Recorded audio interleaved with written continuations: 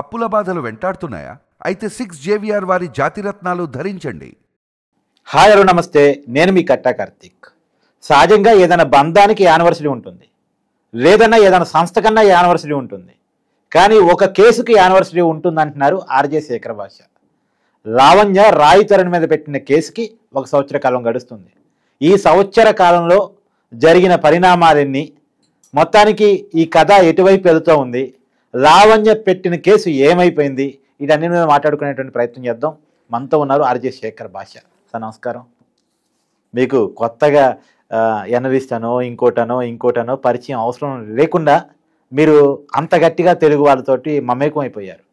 ఒకటి, మీకు big boss కంటే కూడా లావణ్య రాయి తరుణ్ కేసులో మీరు చేసినంత ఫైటు అది తెలుగు రాష్ట్రాల్లో వాళ్ళతో కనెక్ట్ అయిపోయేలా చేసింది. ఆ కేసు మొత్తానికి 1 year అయింది. ఎగ్జాక్ట్లీ ఇవాళ జూలై 9, 2025 ఇవాళ కరెక్ట్గా 1 year. అంటే జూలై 9, 2024 నాడు కేసు పెట్టారు. ఈ 1 yearలో కేసు పూర్వపరాలు అంటే ఏం చెప్తారు మీరు?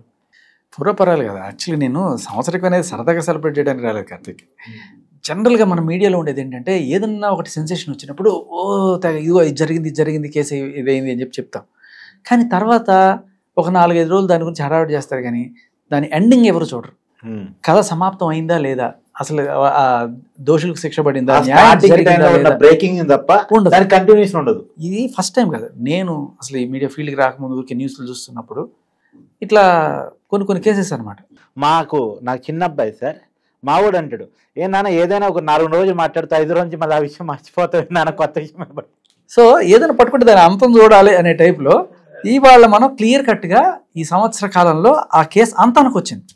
క్లియర్ కట్గా ఒక జడ్జిమెంట్ కూడా వచ్చింది, అది కూడా రాజ్ తరుణ్కి ఫేవర్గానే. సో దీంట్లో ఏంటంటే, కర్ర విరగకుండా పాము చచ్చిపోయింది అన్నట్టుగా, లేకపోతే చెయ్యి అక్కడే ఉంది చెంప మాత్రం పగిలిపోయింది అన్నట్టుగా, ఆ రాజ్ తరుణ్ మీద ఆ అమ్మాయి పెట్టిన కేసు ఛార్జ్ షీట్ కూడా కాలే ఈ రోజు దాకా. ఛార్జ్ షీట్ కూడా కాలే, కానీ తీర్పు వచ్చేసింది. ఎలా? ఛార్జ్ షీట్ అయితేనే కదా కోర్టులోకి వెళ్ళాలి, కోర్టులోకి వెళ్తేనే కదా ఇంక మిగతా ఏదైనా తేలాలి కాదు. ఇది విచిత్రం. ఈ కేసులో మనం చెప్పుకోదగ్గ గొప్ప మార్పు అనమాట. సో చాలా క్లియర్ కట్గా ఆ జడ్జి గారు ఇచ్చిన తీర్పు ఏం చెప్తుందంటే, ఆ ఇంటి మీద నీకు ఎటువంటి హక్కు లేదు, అది నీ పేరు మీద కానీ, నీ కో ఓనర్గా కానీ, లేకపోతే నువ్వు దాంట్లో టెనెంట్గా కానీ ఏ రకంగానూ లేదు. అండ్ రాజ్ తరుణ్ భార్యగా నీకు ఎక్కడా ప్రూఫ్ లేదు. అండ్ ఇదే లావణ్య కొన్నాళ్ళ క్రితం ఒక జడ్జి ముందు, సంవత్సరం క్రితం జడ్జి ముందుకెళ్ళి నాకు పెళ్లి కాలేదు అని చెప్పి ఇచ్చిన వాంగ్మూలం కూడా ఉంది. సో ఇన్ని సాక్ష్యాలు ఇవన్నీ కూడా పరిశీలించి జడ్జి ఈవిడికి కుదరదు ఆ ఇంట్లో ఉండడం, ఒకవేళ ఈవిడ ట్రెస్పాసర్గా ఉంటే ఎవిక్ట్ చేసి అవతల పడేయచ్చు అని కూడా చెప్పారు. ఆవిడ ఏమంటుంది, నాకు పోలీస్ ప్రొటెక్షన్ ఇచ్చి ఆ ఇంట్లోనే ఉండనివ్వాలి, ఎందుకంటే అది నా ఇల్లు, రాజు నా మొగుడు, ఇలా చెప్పుకుంటూ వస్తున్నాను. కొన్నాళ్ళ పాటు ఆ విల్లా కోసమే లావణ్య పోరాటం అనే చర్చ కూడా నడుస్తుంది మీడియాలో. అదే ఫస్ట్ నుంచి అదే నడుస్తుంది యాక్చువల్గా, ఇంకా వేరే ఏమీ లేదు దాంట్లో జరిగేదే. ఆ ఇంటిలో ఎలా అయినా సరే కబ్జా చేసి ఉండాలి, లేకపోతే ఎంతో కొంత సెటిల్ చేసుకుని ఆయన తీసుకోవాలా. అసలు లావణ్య చెప్పడం అయితే, ఒకసారి రాయి తరుణ్ నాకు గిఫ్ట్గా ఇచ్చాడు, నన్ను ఉంచుకోమన్నాడు ఆ విల్లాని, తనకి రాసిచ్చాడు. ఆ టైప్లో డాక్యుమెంట్లు, దొంగ డాక్యుమెంట్లు ప్రొడ్యూస్ చేయడానికి ట్రై చేసినప్పుడు కూడా మనం ఆ డాక్యుమెంట్లు కూడా చూపించాం మనం టీవీ వేదికగానే. సో ఫైనల్లీ ఇప్పుడు ఒక్కసారి దాని ఏమంటారు, ఫ్లాష్ బ్యాక్, మొత్తం కథ రీల్ ఒకటి వేసుకుంటే కరెక్ట్గా జూలై 9, 2024 ఒక సెన్సేషన్. అదేంటంటే, రాజ్ తరుణ్ అనే హీరో ఒక అమ్మాయిని ప్రేమించి పెళ్లి చేసుకుని మోసం చేశాడు అని ఒక న్యూస్ ఎఫ్ఐఆర్ అయిపోయింది రాజ్ తరుణ్ మీద. పోలీస్ స్టేషన్ నార్సింగి పిఎస్లో అన్ని మీడియా ఛానల్లో బ్లాస్ట్. కట్ చేస్తే ఒక్కొక్కళ్ళు వాళ్ళ స్టైల్లో హీరోలందరూ ఇంతే, ఈ టాలీవుడ్లో వీళ్ళందరూ కాస్టింగ్ కౌచ్లు వాడుకుంటారు, అది ఇదని నానా రకాలుగా వేసుకుని మేము వాస్తవాన్ని తెలుసుకుని వాస్తవం వైపు నిలబడ్డాం. మీరు ఖచ్చితంగా మనం టీవీ నిజంగా అప్రిషియేట్ చేయాలి ఆ విషయంలో. అసలు పోరాటం ఎక్కడి నుంచే మొదలైంది, మనం టీవీ దగ్గర నుంచే మొత్తం అసలు ట్విస్ట్. సరే, విషయం ఏమైంది, అలా వచ్చినప్పుడు అందరూ ఎవరి పాటికి వాళ్ళ అనాలిసిస్ మొదలు పెట్టారు. అసలు ఈ అమ్మాయి ఎవరు ఏంటో తెలియదు, పాపం అమాయకురాలు. ఈ అమ్మాయి ఏమో ప్రతి ఛానల్కి వెళ్ళిపోయింది, నాకు అన్యాయం జరిగిపోయింది అని చెప్పి చెప్తుంటే, కట్ చేస్తే నేను రావడం, కొంచెం మీరు వచ్చిన తర్వాత కథ మొత్తం అనాలిసిస్ చేస్తే, నిజానికి కేసు పెట్టినా కేసు పెట్టించుకోబడ్డా వీరిద్దరికంటే కథలో హీరో మీరే. సరే వాట్ ఎవర్. అక్కడ ఏమైందంటే ఈ అమ్మాయి సామాన్యమైన అమ్మాయి కాదు. ఈ అమ్మాయి ఇంతకుముందు డ్రగ్స్ కేసులో 1 కాదు 2 డ్రగ్స్ కేసులు ఉన్నాయి. ఒకటి కన్జ్యూమర్గా, ఇంకొకటి రెడ్ హ్యాండెడ్గా సికింద్రాబాద్లో 4-5 గ్రాముల మెత్తతోటి దొరికిపోయిన కేసులో 2 ఉన్నాయి. ఒక దాంట్లో ఏమో చిన్న శిక్ష పడినా, ఇంకో దాంట్లో 10 ఏళ్ళు జైలు శిక్ష పడే అవకాశం, దీంట్లో 45 రోజులు రిమాండ్లో కూడా ఉండొచ్చిన అమ్మాయి అనే విషయం మెల్లగా తెర మీదకి వచ్చింది. అక్కడితో ఆకుండా నెక్స్ట్ ఏం వచ్చింది, ఈ అమ్మాయి రాజ్ తరుణ్ నన్ను పెళ్లి చేసుకున్నాడు, 12 ఏళ్ల ప్రేమ కాపురం ఇవన్నీ చెప్తుంటే, మరి 1 సంవత్సరం క్రితమే నువ్వు మస్తాన్ సాయి అనేవాడిని నన్ను ప్రేమించాడని చెప్పి, వాడు నన్ను మోసం చేశాడు, పెళ్లి చేసుకుంటాడని చెప్పి ఇక్కడ కేసు పెట్టావు కదమ్మా. కేసులో ట్విస్ట్ ఆ ఎఫ్ఐఆర్ బయటికి రావటం, ఆ ఎఫ్ఐఆర్ మనం గుంటూరు నుంచి పట్టుకొచ్చి ఇక్కడ డిస్ప్లే చేసాం. మొత్తం అప్పుడు అసలు కంప్లీట్ యూటర్న్ తీసుకున్న తర్వాత ఎఫ్ఐఆర్ రాకపోతే రాజ్ తరుణే ఇరక్కపోవడానికి అవకాశం ఎక్కువ ఉండేది. అవును, ప్రజల దృష్టిలో కరెక్ట్, అబ్జల్యూట్లీ. అయితే ఆ ఎఫ్ఐఆర్ బయటకు వచ్చిన తర్వాత మనం వాళ్ళు డిఫెన్స్ మొదలెట్టారు. ఆవిడ లాయర్ దిలీప్ శంకర్ వీళ్ళందరూ కూడా మళ్ళీ టీవీ ఛానల్స్లోకి వెళ్ళిపోయి ఎఫ్ఐఆర్ ఉంటే అది నిజమైపోద్దా, ఎఫ్ఐఆర్ అనేది అసలు ఎలా కొలమనం అంటే, సరే ఎఫ్ఐఆర్ కాదు, మనం తర్వాత కంప్లైంట్ పట్టుకొచ్చాం, హ్యాండ్ రిటర్న్ కంప్లైంట్. ఆవిడ ఇదిగో నా పేరు సో అండ్ సో అని చెప్పి రాసిచ్చింది. ఇది ఏంటంటే ఇది నా రైటింగే కాదు, సరే నీ సంతకం నీదే కదా అని చెప్పి ఇప్పుడు రాస్తాడు మీరు పెట్టిన కంప్లైంట్లో సంతకం ఇది పోల్చి ఇది ఈవిడ సంతకం నిర్ధారించిన తర్వాత, అవును ఆ రోజు ఏదో హడావిడిలో ఏదో నన్ను చేసి అలా మ్యానిపులేట్ చేసి నా చేత పెట్టించేశారు, అసలు ఇది కాదు 164 అని ఒకటి ఉంటుంది మీకు తెలుసా, ఆ 164 అనేది జడ్జి గారి ముందు వాంగ్మూలం చేసి చెప్తారు, అది చెప్పాను నేను, దాంట్లో చూడాలి మీరు, ఇది కాదని. అది ఎవరికి తెలియదు అది ఎక్కడ ఉందో ఏంటో. మరి దానికోసం వేట మొదలెట్టాం. తర్వాత ఆ 164 కూడా పట్టుకొచ్చాం మనం. ఆ 164 పట్టుకొచ్చి ఆ 164లో ఈవిడ చాలా క్లియర్ కట్గా నాకు పెళ్లి కాలేదు, మస్తాన్ సాయి అనే అతన్ని నేను ఇద్దరిని ప్రేమించుకున్నాము, అతన్ని మనస్ఫూర్తిగా అంగీకరించాను, అతనికి పెళ్ళేదని తెలిసి కూడా, పిల్లలు నన్ను తెలిసి కూడా నేను మనస్ఫూర్తిగా అంగీకరించాను, ఇలాంటివన్నీ చెప్పింది జడ్జి ముందు. ఇది తీసుకొచ్చి చూపించేసాం మనం. సో ఈ క్రమంలో నా మీద దాడులు, నా మీద ఏదో బురద జల్లే కార్యక్రమాలు, ఇలా రకరకాలుగా చేసుకుంటూ దాన్ని టార్గెట్ చేసి, నాకు గుర్తుంది హాస్పిటల్ పాలు కూడా అయ్యారు కదా, రౌడీలతో కొట్టించడాలు, ఏదో నా ఫేస్బుక్లో ఫోటోలన్నీ తీసుకొచ్చి కనబడిన ప్రతి అమ్మాయికి నాకు లింకులు పెట్టడాలు, ఇలాంటివన్నీ చేసుకుంటూ. బట్ వాట్ ఎవర్, ఇప్పుడు అంటే వేరే వాళ్ళు తప్పు చేస్తే నీది రైట్ అయిపోద్దా, నువ్వు నీ మీద ఏదైనా చేస్తే నువ్వు దానికి సమాధానం చెప్పుకోవాలి. కానీ నన్ను అడిగే వాడు 12 ఏళ్ల క్రితం ఇట్లా చేశాడు, 14 ఏళ్ల క్రితం ఇలా చేశాడు, లేకపోతే వాడిది అని చెప్పుకుంటే ఏమొస్తుంది అంటే, అవతల వాళ్ళని భయపెట్టి ఏ రకంగానూ కూడా ముందుకు రాకుండా, మీడియా ముందు ఏ రకంగానూ సాక్ష్యాలు ప్రవేశపెట్టకుండా ఉండడానికి పనిన ఎత్తులు కుట్రలు. సో ఇవన్నీ మనం తట్టుకొని మొత్తానికి ఫైనల్గా నిలబడ్డాం.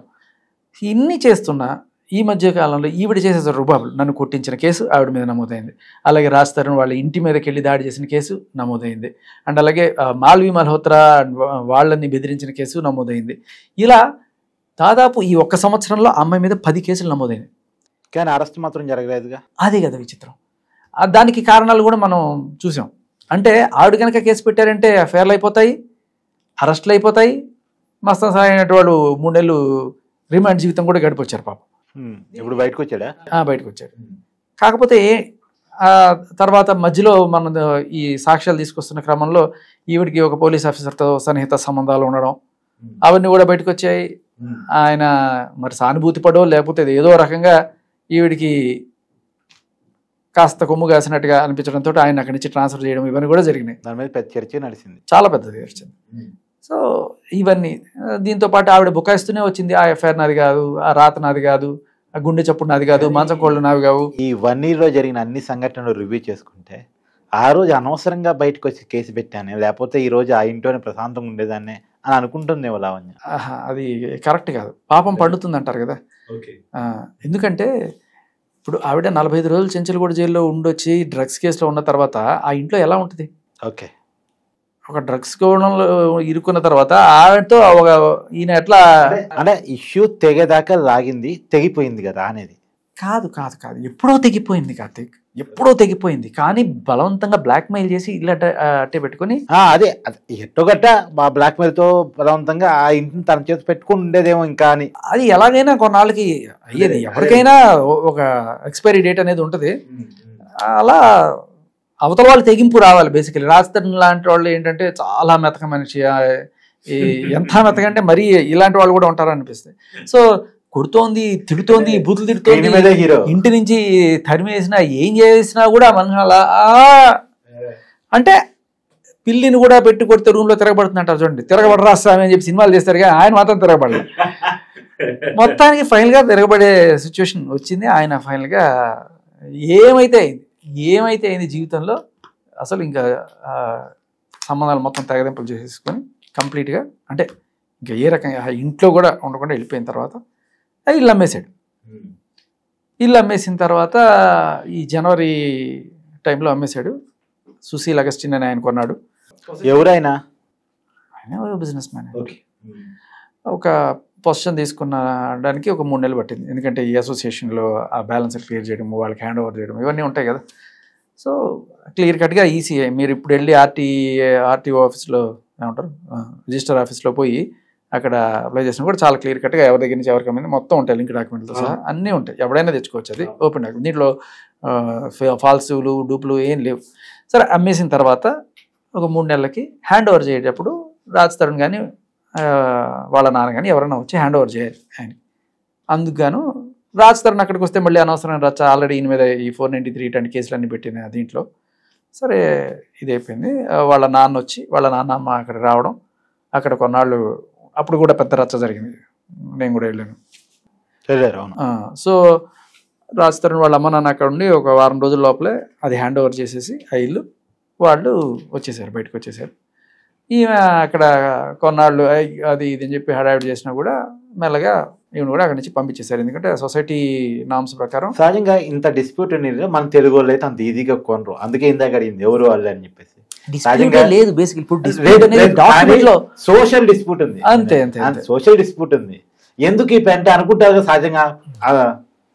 అంటే దమ్మున్నాడు కొనాలి బేసికల్లీ. కరెక్ట్. సో ఖచ్చితంగా దాంట్లో ఇదే లేదు. నువ్వు నేనైనా కొనుండొచ్చు, కాకపోతే లీగల్ డిస్ప్యూట్స్ ఉంటే భయపడతారు, కానీ ఈ social dispute. So maybe market value కన్నా కొంచెం అటు ఇటుగా తక్కువగానే అమ్మాడని చెప్పి చెప్తుంటారు. But we don't know what happened. మొత్తానికి ఇల్లు అయితే రాజ్ తరుణ్ అమ్మేశాడు.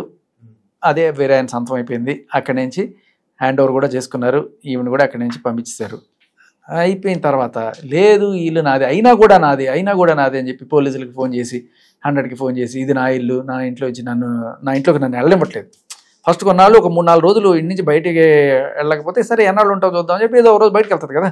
బయటికి వెళ్ళినప్పుడు తర్వాత ఇది చేసేసినట్టున్నారు. I don't know what happened exactly. But తర్వాత నుంచి ఆవిడకి ఎంట్రీ లేదు. చాలా క్లియర్ కట్గా రాజ్ తరుణ్ వాళ్ళ నాన్న వాళ్ళు రాజ్ తరుణ్ వాళ్ళందరూ కూడా లెటర్ రాసిచ్చారు. ఈవిడికి ఇక్కడ మాతో ఎటువంటి సంబంధం లేదు, ఇల్లీగల్గా ఏదైనా ఉంటే అది తప్ప ఇది లేదు అని చెప్పేశారు. లోపలికి నో ఎంట్రీ అయిపోయింది. ఇంకా వీళ్ళని పిలిచి ఎవరో పొలిటీషియన్ ఉన్నాడని, వాళ్ళు ఉన్నాడని, మంత్రి ఉన్నాడని ఏదో రకరకాలుగా చెప్పుకుంటూ ఏం చేసినా ఆ పప్పులు ఏం ఉడకల. ఇంకా ఫైనల్గా పోలీసులు అడిగినా కూడా ఏదైనా నీ పేరు మీద ఉంటే చూపించన్నారు. ఫైనల్లీ అక్కడ కూడా ఏం లేదు ఆ పేరు మీద. భార్య అనే డాక్యుమెంట్ లేదు, ఆ ఇంటికి సంబంధించి ఓనర్షిప్ కానీ కోఓనర్షిప్ కానీ ఏం లేదు. ఈవిడేం చేసింది, కోర్టులోకి వేసేసింది. బేసికలీ కోర్టులోనే వేయాలి ఒకవేళ నిజంగా నీకు ఏమైనా ఉంటే. అంతే, పోలీసులు చేర్చేది కాదుగా ఇది సివిల్ డిస్ప్యూట్ కదా, కోర్టులో వేసుకోవాలి. కోర్టులో సివిల్ డిస్ప్యూట్లో ఏమైనా వేస్తాం, నీ దగ్గర డాక్యుమెంట్ ఉండాలి కదా.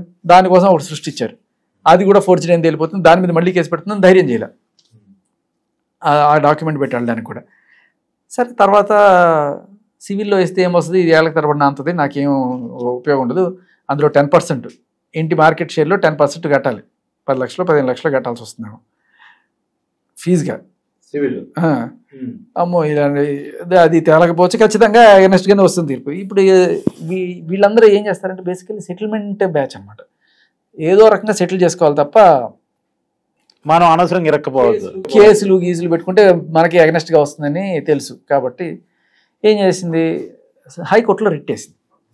ఏమని, ఈ ఇంట్లో నేను ఉంటున్నాను, ఈ ఇల్లు నాకు సొంతం అవుతుంది, కాబట్టి ఇది నాకు చెప్పకుండా రాస్తారు నమ్మేశాడు, కాబట్టి ఇది ఇంట్లో నేను బలవంతంగా ఉండాలి, పోలీస్ ప్రొటెక్షన్ తోటి నన్ను ఉండొచ్చు, మీరు ఆర్డర్ చేయండి, డీజీపీని ప్రిన్సిపల్ సెక్రటరీని వాళ్ళందరినీ ఆర్డర్ చేయాలంటే కోర్టు అని చెప్పాడు. కోర్టులో రిట్ పిటిషన్ వేసింది. మొత్తానికి మంచి లాయర్ని కూడా పెట్టుకుంది. అంటే తర్వాత మనం చూసాము దిలీప్ శంకర కనబడలా, తర్వాత ఆవిడ తరపు నుంచి ఎవరు వచ్చినా బాలానో లేకపోతే ఇంకెవరెవరో వచ్చారు, రాజేష్ ఎవరు వచ్చినా వాళ్ళందరూ కూడా జంప్, ఎవ్వరు కూడా ఏం చేయలేము మనం అని చెప్పి వెళ్ళిపోయారు. మొత్తంగా 4 రాయలు మారినట్టు. ఫైనల్ గా ఇప్పుడు ఇంకొక ఆయన వచ్చారు, మేము ఎవరు మీ కేసు తీసుకోలేమో అని చెప్పేశారు వాళ్ళు. సరే పాపం ఎవరినో పట్టారో ఆయన వెళ్ళాడు. ఆయన వెళ్ళి వాదించినప్పుడు జడ్జి క్లియర్ కట్ గా ఒకటి అడిగారు, ట్రెస్పాసర్ అయితే లీగల్ గా అవిని ఎవిక్ట్ చేసి అవతల పడేయచ్చు, అది జరగచ్చు, దాంట్లో ప్రాబ్లం లేదు. బట్ ఇప్పుడు ఆవిడ ఇల్లు అనడానికి నీ దగ్గర ఏమన్నా సాక్ష్యం ఉందా, ఓనర్గా కానీ కో ఓనర్ కానీ లేదు, ఇంక ఏ రకంగా నేను ప్రొటెక్షన్ ప్రొవైడ్ చేయాలంటే లేదు సార్ ఆవిడ వైఫ్, రాజస్థాన్ వైఫ్ అయితే ఆయనతో బొమ్మనాయా, ఒకవేళ ఆవిడ వైఫ్ అనుకుంటే ఆయనతో బొమ్మను, చెట్టు కింద ఉంటే చెట్టు కింద, పుట్ట కింద పుట్ట కింద. అంతేగాని ఇప్పుడు ఆయన అద్దెగిల్లు తీసుకొని అది మారుతాడు, లేదు నేను ఆ పాత ఇంట్లోనే ఉంటానంటావు, లేదు కదా. సొంత ఇల్లు అమ్మేసుకొని వేరే చోట పోతే ఆ ఇంట్లో ఉంటాడు, నువ్వు ఆయనతో పోవాలి తప్ప ఇక్కడ ఉంటా అని చెప్పి అడగడానికి లేదు అని చెప్పి జడ్జి కూడా అక్కడ తేల్చేశారు. అండ్ తర్వాత అంతేగా మనమైనా సార్ మన ఇల్లు అమ్ముకున్నప్పుడు మన మిస్సెస్ మనతో పాటు వచ్చేస్తారు. ఇంకోటి ఏంటంటే మిస్సెస్ అనడానికి కూడా ఏమీ లేదు కదా నీ దగ్గర. అది లేదు అసలు పెళ్లి అదైనప్పటికీ కూడా. అవును అదే అంటున్నా, ఒకవేళ అది అయినప్పటికీ, ఒకవేళ అది అయితే కూడా నువ్వు అట్టుపోవాలి తప్ప ఈ ఇంటికి నీకు ఏ రకమైన సంబంధం లేదు. So protection can not be guaranteed అని చెప్పి, ఐ మీన్ గ్రాంటెడ్ అని చెప్పి ఆయన కొట్టేశారు. ఇంకా అక్కడతో ఇది అయిపోయింది. అక్కడ ఆయన ఇంకా ఇంకోటి ఏంటంటే, ఇంకో జడ్జి ముందు పెళ్లి కాలేదని సంవత్సరం క్రితం చేసి ఈ జడ్జి దగ్గరికి వచ్చి నాకు పెళ్ళి అని ఎలా చెప్తావు? సంవత్సరం క్రితమే ఒక జడ్జి ముందు ఇలాగే ప్రమాణం చేసి నాకు పెళ్లి కాలేదు, మా సంస్థ నన్ను పెళ్లి చేసుకుంటానంటే నేను ఒప్పుకున్నాను అని చెప్పింది. ఇప్పుడు ఎలా చెప్తావు నువ్వు? ఇది కూడా ఉంటుంది కదా. ఇవన్నీ కూడా పబ్లిక్ ప్రాసిక్యూటర్కి ఆల్రెడీ డాక్యుమెంట్స్ అన్ని కూడా ఇవ్వడం జరిగింది. దీంతో పాటు ఇంకా లేదు సార్ ఆవిడకి కుక్కలు ఉన్నాయి సార్, పాపం 20 కుక్కలు, ఆవిడ ఎనిమల్ అవ్వరు సార్, అది అంటే 20 కుక్కలు ఒక ఇంట్లో పెట్టుకుంటున్నారంటే ఆ కాలనీ వాళ్ళు ఎలా భరిస్తున్నారు, ఆ పక్కింటి వాళ్ళు ఎలా భరిస్తున్నారు, వాళ్ళు ఎందుకు కంప్లైంట్ చేయలేదు, ఇంటిని ఇంట్లో వాడుతుందా ఏమైనా జూలా వాడుతుందా ఆవిడ అని చెప్పి కూడా ఆయన అడిగారు. అండ్ వీటితో పాటు అసలు ఈవిడ రాజతరుణ్ భార్య కాబట్టి అది ఇది అంటున్నారు, అది కాదని ఆ విషయం అర్థమైంది కాబట్టి కదా ఇదే కోర్టు ఆయనకి బెయిల్ గ్రాంట్ చేసింది అని చెప్పి ఆయన చెప్పారు. మళ్ళీ అది కూడా గుర్తు చేశారు, ఫస్ట్ రాజతరుణ్ మీద కేసు పెట్టినప్పుడు బెయిల్ గ్రాంట్ చేశారు కదా, అది కూడా ఆయన గుర్తు చేశారు. ఇట్లాంటి వాళ్ళ గురించి ఈ డ్రగ్స్ కేసులు ఇవన్నీ పబ్లిక్ డొమైన్లోనే ఉన్నాయి. సో ఎంత తక్కువ మాడితే అంత బెటర్, మీరు అనవసరంగా ఎగ్జిట్ అవ్వకండి అని చెప్పి ఆయన చెప్పేశారు. తీర్పు అయిపోయింది చాలా క్లియర్ కట్గా. అంటే ఒక హైకోర్టు న్యాయమూర్తి ఇచ్చిన తీర్పు అది, దాంట్లో చాలా క్లియర్ కట్గా ఈ విషయాలన్నీ కూడా రావడంతో ఇది రాజ్ తరుణ్కి సంబంధించినంత వరకు ఈ కథ ముగిసిపోయింది. ఇక రాజ్ తరుణ్ ఇల్లుకి ఆవిడికి సంబంధం లేదు, రాజ్ తరుణ్కి అసలు ఆ ఇంటికి సంబంధం లేదు. ఇప్పుడు రాజ్ తరుణ్ దీని నుంచి బయటపడిపోయాడు కంప్లీట్గా. లావణ్య రాయతరుణ్కి ఆ ఇంటితో సంబంధం లేదు.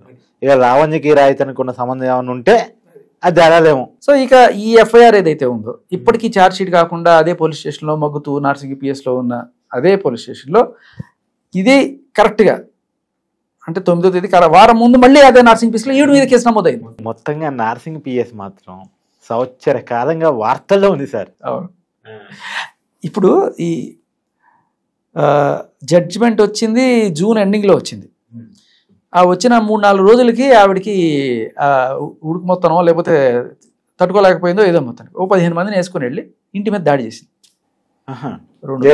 ఇల్లు వాళ్ళు హ్యాండ్ ఓవర్ చేసుకున్న తర్వాత 15 రోజులకి ఇల్లు హ్యాండ్ ఓవర్ చేసుకుని నెలపైన 2 నెలలు అవుతుంది అనుకుంటా.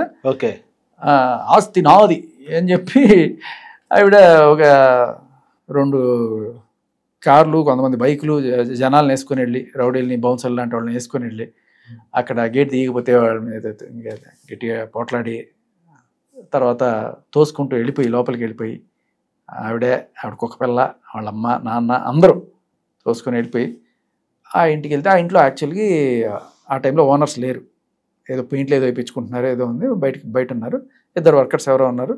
వాళ్ళు తలుపు తీయకపోయేసరికి అది దీన్ని బూతులు తిట్టి నిచ్చెన వేసుకొని ఫస్ట్ ఫ్లోర్కి ఎక్కి అదేదో పగలగొట్టి ఇది మొత్తాన్ని దాని లోపల దిగి వాళ్ళని బెదిరించి వాళ్ళని తన్ని బయట తరిమేసి వాళ్ళని బూతులు తిట్టి ఆ వర్కర్స్ని అక్కడ కూర్చొని టెస్ట్ వేసింది.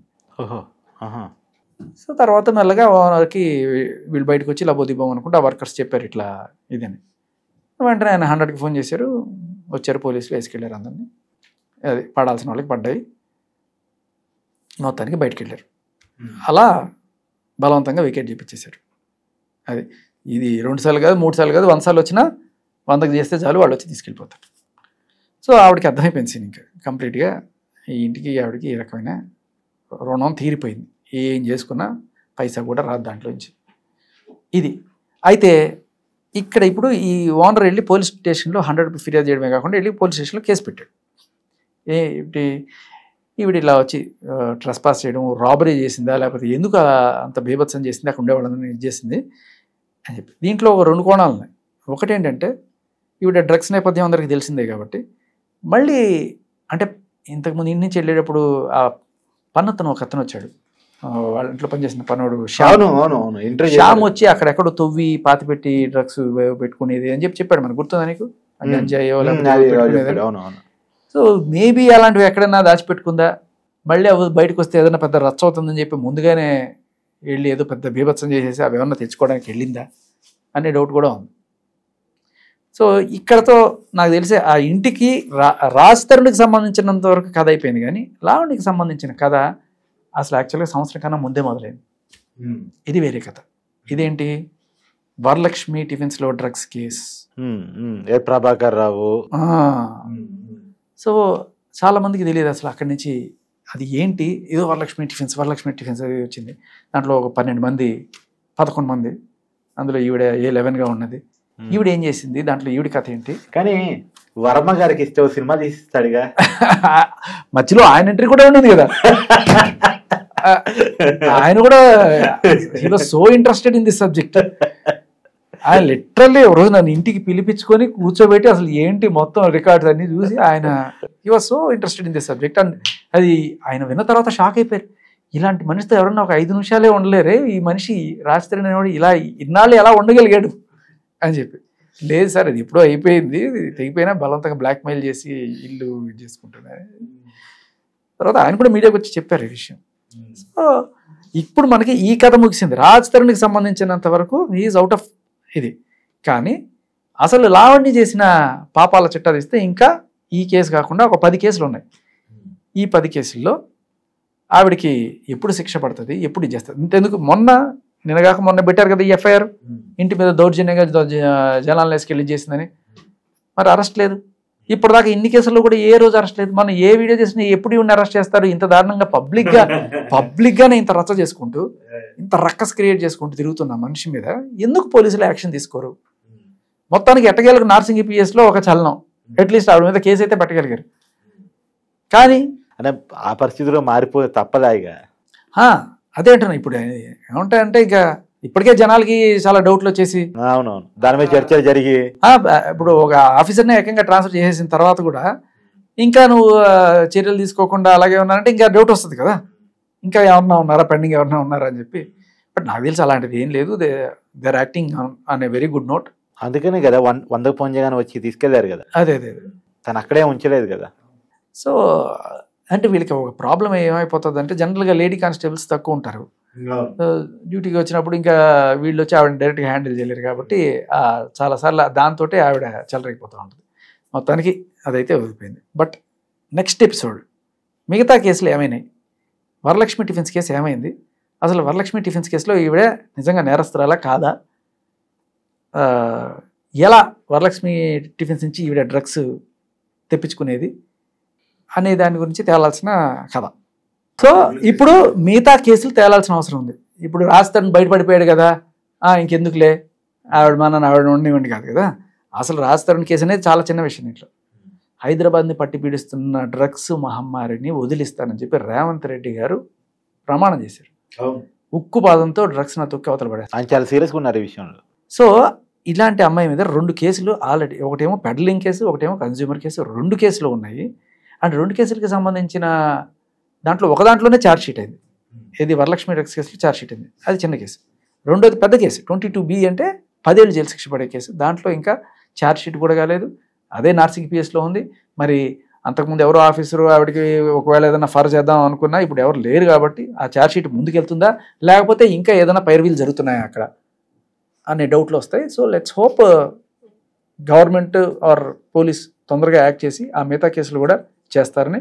అండ్ ఇన్ని కేసులు ఉన్నా కూడా ఒక ముద్దాయి లేకపోతే ఒక నేరస్తురాలు అలా యథేచ్ఛగా రోడ్లో తిరుగుతూ జనాలను వేసుకెళ్ళి ఇళ్ల మీద పడి దాడులు చేస్తూ గొడవలు చేస్తూ మనుషుల్ని కొట్టిస్తూ ఇలా చేస్తూ ఉంటే పోలీసులు అలా చోద్యం చూస్తూ ఉంటారా? రౌడీ షీటర్ పెట్టి లోపలేయచ్చు కదా.